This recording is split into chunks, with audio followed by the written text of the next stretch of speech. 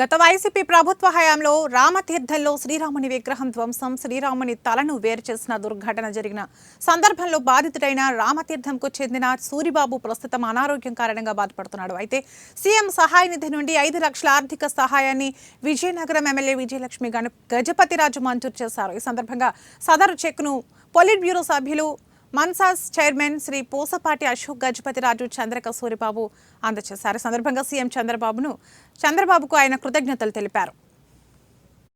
మీరైతే ప్రజాప్రతినిధి చేసి ఇంతవరకు తెలియలేదు సార్. వారి దోషులు ఎవరు ప్రయత్నిస్తే దొరికేవారు. వారు ఏం చేశారు? చంద్రబాబు నాయుడు గారు అప్పుడు ఇక్కడ విజిట్ చేస్తారు, రాముడిది తల తీసేశారు. ఇలాగా మన రాష్ట్రంలో దగ్గర 200 కేసెస్ అంటే గత ప్రభుత్వంలో జరిగాయి. అయితే ఒకరిని కూడా పట్టుకోలేదు. ఒకరిని పట్టుకుని ఉంటే పట్టుకోవడానికి ప్రయత్నిస్తున్నారని అనుకోవడానికి.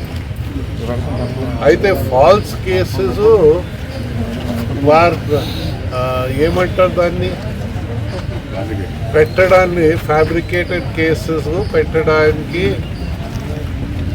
జనాన్ని హింసించడానికి వారు నా అభిప్రాయంలో